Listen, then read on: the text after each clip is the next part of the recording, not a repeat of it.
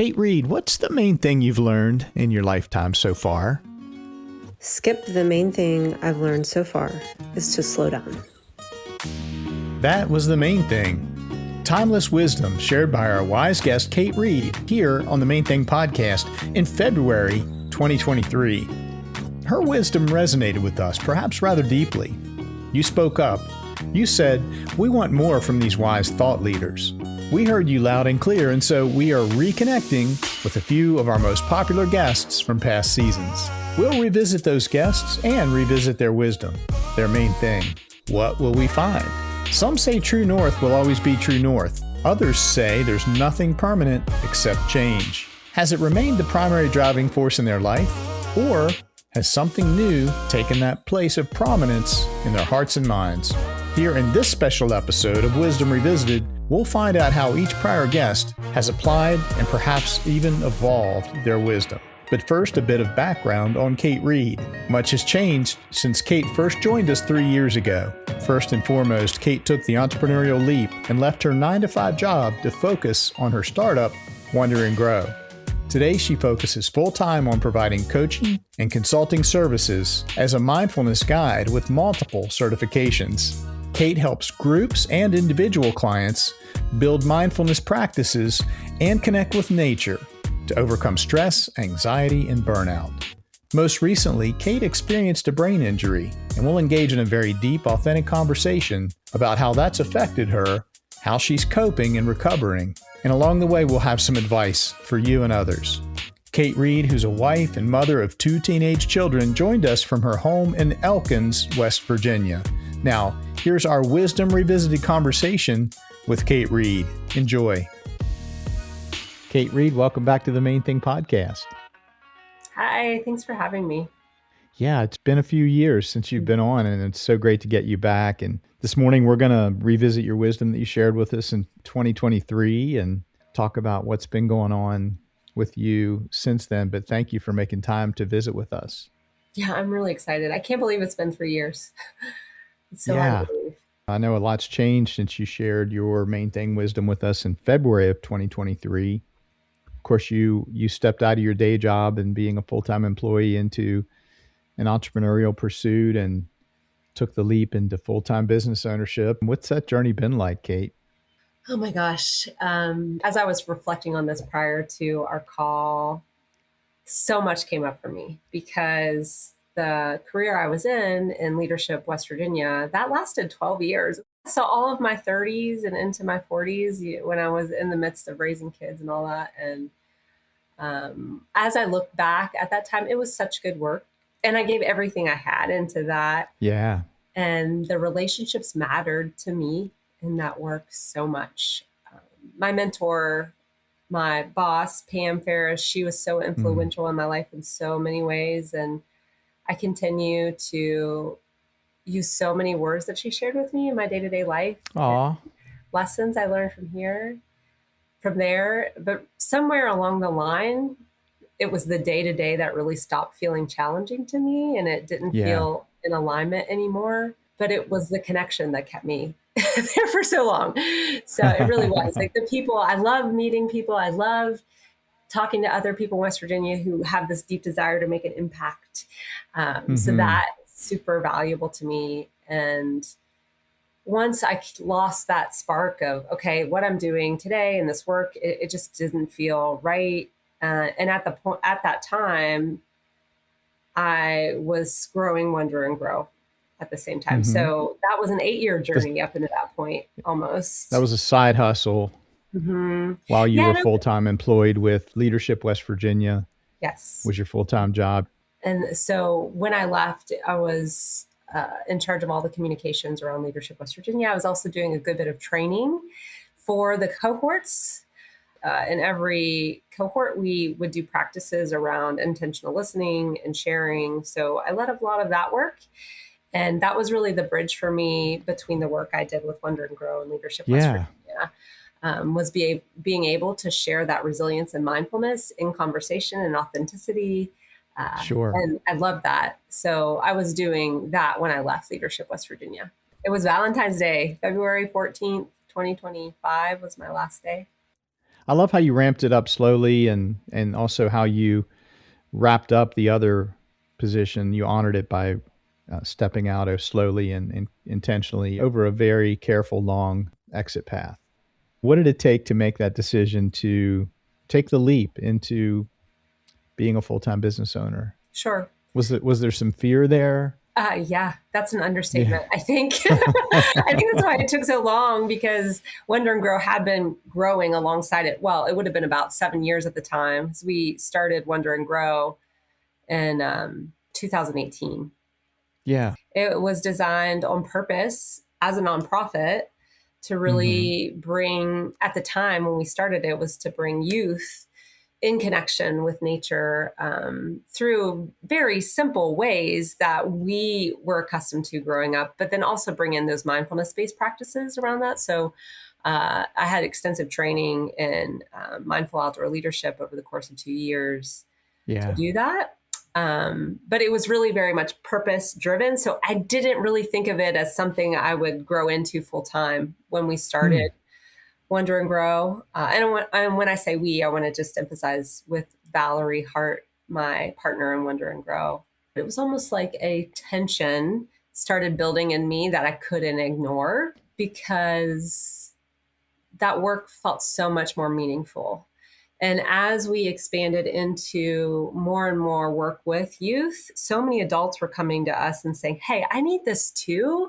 I Oh, have wow. this disconnect and I'm not sure how to deal with all this stress in my life. And Hmm. I just want to feel some of that calm again. And I'm not sure how to do that."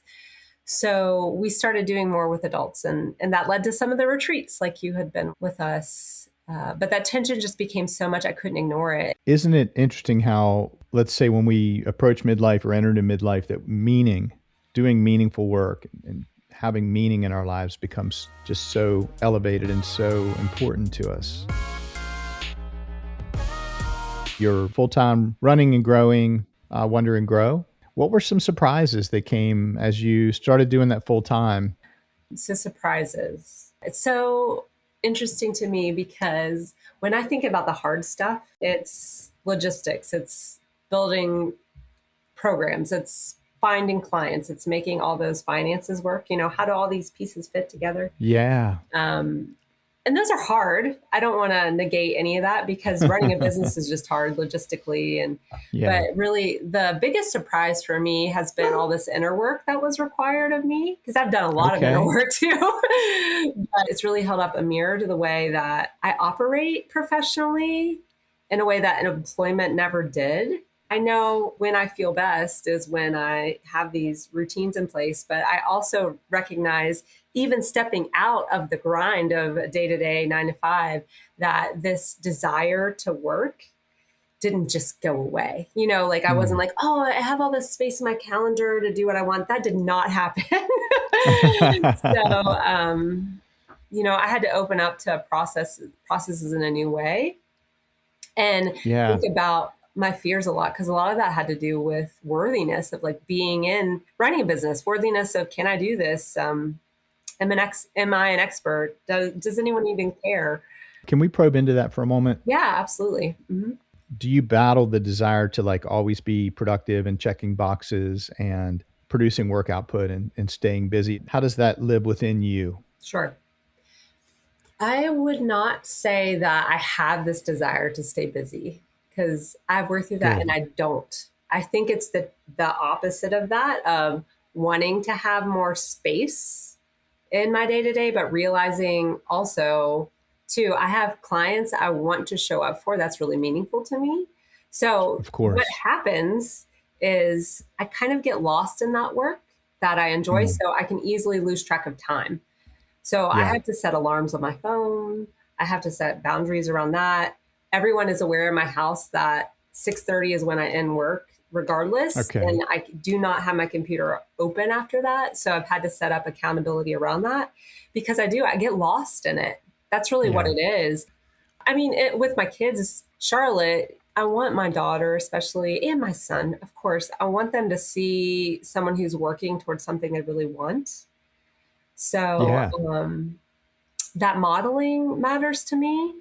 And Absolutely. I feel like I'm more aware of it now that I am in my own business because I Hmm. don't want to model burnout again. I don't want to be in a Yes. place where I'm modeling that, or she sees me putting the value of work before my relationships with her or Kyle, my son. I don't want them to see Hmm. me doing that. And it's not going to be perfect.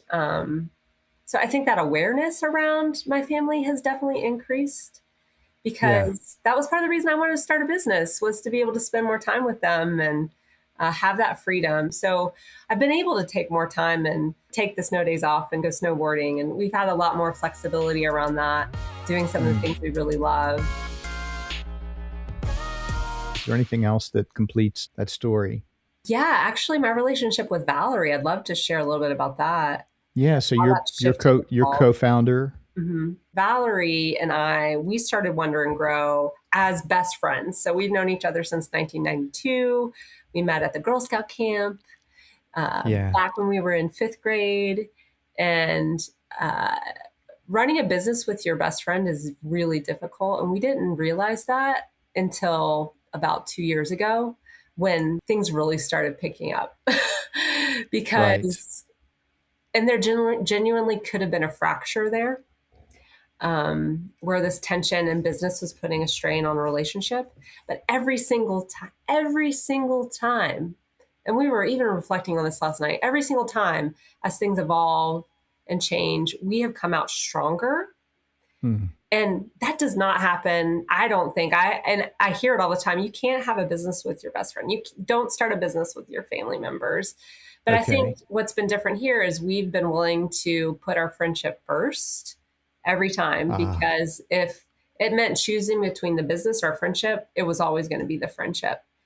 And we've Ah. we've had That's to be that's honest. so wise. That's Yeah. such a wise position to take. Mm. Hmm. Yeah, but it's been very hard. It's been very hard, and we've had to have really uncomfortable conversations we haven't had before. So that's Yeah. just deepened our relationship, because we've been through pretty much everything now. Well, that's your founder story, and on it goes, and on it goes. I love snowboarding. It's Yeah. something that our family does together, and I really just enjoy it so much. I feel so good in my body when I'm doing it. And I was snowboarding with friends. It was my friend Jess's birthday, and I was out there with Jess and two other friends, and it was later in the day. I was coming down to the end of a run, and I just caught an edge, and I really don't remember what happened. I still don't. um, to hear it described to me, my friend Jess watched me cartwheel through the air and hit my Oh. head and land face up towards the slope. Like Ah. I said, I don't remember it. I remember right before I was going to fall. I don't remember anything else. But I wasn't knocked unconscious. Uh, However, I have zero memory of there's a huge gap in my memory from the point I was getting ready to fall till the point we were almost back home in Elkins, and I was being forced to go to the hospital Oh to get a gosh. CT scan. Mm. Yeah, so that's what And happened. I had a eh, very, very bad concussion. CT was all good, but I was sent home with very little direction after that. what have been some of the symptoms that you've experienced since you were diagnosed with a concussion? Well, after I came home that day, I had a crushing headache. And, Oh. this is normal. I had whiplash, so my neck and my shoulder were very sore, and that Mm. lasted a while. And I went to see a wonderful PT a few days later just to work through some of that. Someone I'm very comfortable with here in our community that's helped me through multiple injuries. And after I saw him, I'd feel good at first, and then I'd get a crushing headache again as soon Ah. as I'd go home. And that went on for a while, and it was daily headaches, daily, especially looking at my computer screen. It was very uncomfortable, and lots of neck pain, and I'd get a lot of dizziness. I started back to exercise too after about 2 weeks, and I'd run, and if I hit a certain pace, I would get really dizzy and nauseous, or I'd have a headache. I went back, Yeah. I started lifting again, same kind of thing. I fell off balance off the time, lots of brain fog, and also my mood was really off Oh too. gosh. Yeah. Um, and even just how I was experiencing my thoughts and memories weren't organizing how they normally do it. And I can't really explain what that means, but Okay. I wasn't finding words very Mm. well. And things I would remember, I was not remembering. And that Yeah. was very worrisome and bothersome. And this went on for months. And I really Yeah. pushed through that for months before I went back to the doctor.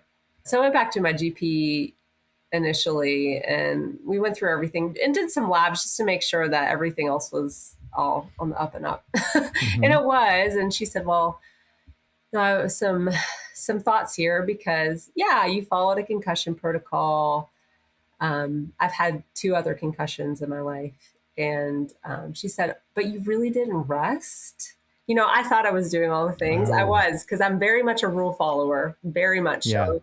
She's like, I want you to take 2 weeks completely off. If you cannot work, do it. Minimal screen time, no exercise other than really gentle walks. That's it. And see if it improves. How did that land with you?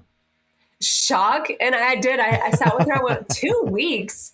Like she misspoke. Yeah. Because I was healthy. You're like, In my mind, I'm hold, healthy. I just have this. hold up. Yeah. You meant 2 days. Didn't you mean 2 days? Yeah. Yeah. 2 weeks. So did you do it? Did you follow I that did. Mhm. direction? Yeah, I really did. Yeah, I took it What very month? seriously. And so 20 minutes outdoors, was this part of your recovery? Part of it was too that it had to be because I wasn't running, I wasn't snowboarding. Yeah. Yeah, I wasn't doing those things that usually are an outlet for my body. And yeah, I needed to slow down. I know connecting with nature is vital to you, Hmm. to your being. Like It is. that has to happen. So Yeah. you couldn't do A, B, C, and D, but you could get outside Yes. and just be in nature, even Mhm. if whether you were sitting or walk the gentle walk while you healed. That was good for you. I know, Hmm. Yeah, not it only for was your brain, vital. but for your soul, right? Yeah, it was vital. It was Yeah. vital. Hmm. Are things coming back and coming up, or are you just coping better? I actually found another physical therapist who has really helped me in different ways. And it wasn't because I wasn't necessarily getting what I needed where I was before, but I needed a slower pace. I needed some private time because what I was dealing with was really emotional too. And he has been wonderful. And there were some bones that were out of place in the back of my neck and my head that when they were in alignment again, the headaches disappeared. So I haven't had a headache in Oh, almost a month-ish, I'm so which happy to hear that. yeah, which that relief in itself has made a huge difference in everything. My mood, just how I feel day Hmm. to day, how I can work and operate just in my relationships too. So that alone, that having that pain go away, Oh yeah. it's been huge. It's been amazing. My memory feels like it's mostly back to. Good, good, good. Yeah, I do think it's still strange that I don't have any recollection of really what happened that day. And I've just resigned myself to the fact I probably never will. Yeah, um, yeah. but that's it's so strange to me that our brain can do that, could just black something out completely. It Um, is strange. And mhm. the other strange thing about our brain, it's strange in a wonderful way, is how plastic it is. That we've learned, probably most of us heard about neuroplasticity, and the good news there is that the brain will reconnect pathways and it will adapt to bring back these functions that you depend on, like memory recall or balance. Yeah, and that's a beautiful thing. I thought about this a lot actually while I was healing, and I would visualize all those little neurotransmitters trying to reconnect and all those things. Yeah. um, and I think meditation and time outside help me in that healing. I have no true evidence of that, but as I'm feeling Hmm. now and taking that time to really be able to be in the stillness, even when my head hurt or I felt foggy, but actually sit with it and just notice what was happening. It also helped me in finding the right care for myself and figure out, okay, it's time to really pay attention to this. When you went to the second care provider and you said that not only did I need more because the symptoms were persistent, but it also had become very emotional for me. Could you just share? Yeah, I'd be happy to. So it's funny what we end up identifying with as part of us, right? As we grow up and grow into adulthood. One of those things for me has been my memory. My parents would always be like, "Oh my gosh, how do you remember those things?" Valerie, my best friend, she'll be like, "Thank goodness you remember these things because I'm not going to be able to tell people about my life. It's going to have to be you." And my home, my husband's part of your identity. It's part of my identity. So having that worry that my memory is never going to be the same. That's what I thought. I'd go down these paths of thinking about the future and what that could be like if I didn't have that. And that was really, really hard. It was very tender. Yeah. Thanks for sharing that. I had a traumatic brain injury at age 19 that has really compromised and pretty reduced my short-term memory. I can't remember something maybe that you told me yesterday, or I can't necessarily without some work remember what I ate for lunch yesterday. My brain just doesn't log those things. And that's, I think, as I've lived with it, it's an adaptation that it's made because it allocates that RAM, that mental processing capability to other more important things. And so for me, one of the things that I bump into with my wife, Lisa, who's amazing, and you know Lisa, and she's just an incredible partner, and I could go on and on. But sometimes she'll say to me, "Skip, don't you remember?" And it's something that she told me 2 days ago, and she'll start with, "Don't you remember?" And that feels very kind of invasive and aggressive to me because I don't. And it's not that I don't care enough to remember or that it wasn't important to remember. I didn't make the effort. That's just not how my brain works. And so what if I don't? Let's just talk about what we need to talk about and make a decision that we need to make, whether I remember what you said last time or not. So that's one thing I would share, is to have some grace and be gentle with the person that's has a brain injury that they live, and compensating around that as they live their daily life. I think, the word that keeps coming up for me is to soften too. Yes. And when I think of it in those terms, it's moving out of that rigidity of maybe even what routine is for you, because our routine was not the same for a while. And just being open to receiving too that feedback that I'm struggling, and then how do I move within that and soften without trying to fix anything too. I think that's part of it too, because you can't fix it or change it, but to really be there in a way that feels more like service and softer, and maybe even a little uncomfortable for you as a caregiver, because that means that something has to shift either within you and how you think about things or how you operate day to day. Yeah. Yeah. That's great advice. So give them grace, soften. I would add, be an encourager. Give them hope, fuel their hope that things are going to come back. Talk about how the brain is plastic and how it adapts and reconnects and forms to be effective again. Don't let them forget and lose sight of that hope. Yeah, that's so important too, the encouragement. Kate, I want to wrap up with an item of business that we do when we bring back a former guest. We have this thing called Wisdom Revisited. And so what we're going to do is we're going to revisit your main thing, wisdom that you shared with us. As I recall, we recorded in January of 2023, and our episode was published in February of that same year, 2023. When I asked you this question, I said, Kate Reed, what's the main thing you've learned in your lifetime so far? You said, slow down. That was your main thing, wisdom. And so I ask you today, is that still your main thing? And how has that either deepened or how have you maybe changed direction on that? Where do you sit with that now? It still is, very much so. And it's an important reminder to come back to. In the deepening, yes, there's so much deepening. And that word, it's interesting, this word soften keeps coming back up for me. It has over the past week. And I think I would add that. I think it's slow down and soften together because of all of this that just happened to me as well. Because I feel like there's all these sharp edges around how we structure or how I've structured my life a lot, even as I'm slowing down. It's like this routine, this way of being, this identity, whatever it is. And this season has really asked me to loosen my grip on that. And I feel like that's where the softening is too. The slow down, I totally get. And I share that value with you, share that wisdom with you. That we talked before we started recording. I said I had a wonderful slow morning on purpose. I slowed down my morning, and it was beautiful. I'd love to hear you guide us through that second part of your wisdom.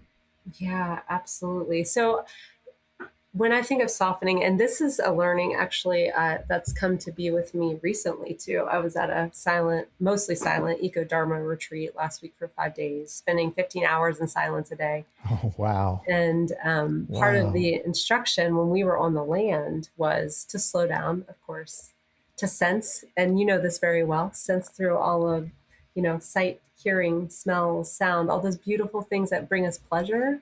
Right? Touch. All those yes, all of those things. And they're so pleasurable to be with that. But softening doesn't just mean allowing, it also means to feel into the sadness and the grief a little bit too. Because for me, especially in that space for me, and in a lot of these spaces in mindfulness and well-being, it's easy to become the eternal optimist without allowing space for what is coming up that feels like grief or sadness. And that's what I mean by that, because allowing that softness in me too, to grieve the fact that I had, it was over 4 months of recovery for a brain injury. I had to soften and I had to grieve that and know, I might not be 100% ever. I don't know. You might not be, your identity might not be going forward, Kate, who has the steel trap memory. Right. Yeah. And that's just as important. I really do think that. Kate, thank you for coming back and revisiting your wisdom, for sharing about your founder journey, for talking with us about brain injuries and mental health. It's just been so great to reconnect with you. And I appreciate your time, your stories, your insights, all the wisdom that you shared today. Thank you. Thank you. I am so grateful for you and for this, Skip. It means so much to me. My cheeks are hurting from smiling so much being around you. So long for now, Kate. That goes by incredibly fast, doesn't it? Time flies when you're hacking wisdom. Thank you for listening to this wisdom conversation. Let's give a big hearty thank you to the crew of the Main Thing podcast. These are the folks who truly keep the wisdom pipeline flowing. Audio engineer Bob Hotchkiss, strategy advisor Andy Malinowski, public relations and partnerships guru Rachel Bell, social media and digital marketing expert Chloe Linneberg, graphic designer Emma Malinowski, and of course our patrons, those generous folks who provide monthly funding support to help underwrite our costs of production. I couldn't do it without you, nor would I want to. Your feedback matters a lot. If you have a question, a suggestion, maybe an idea, or even a nomination of a future show guest, I'd love to hear from you. Email me at info@themainthingpodcast.com. Well, that's a wrap for this show. I'm your host, Skip Linneberg, signing off for now and inviting you to join us again next time for another special delivery of wisdom.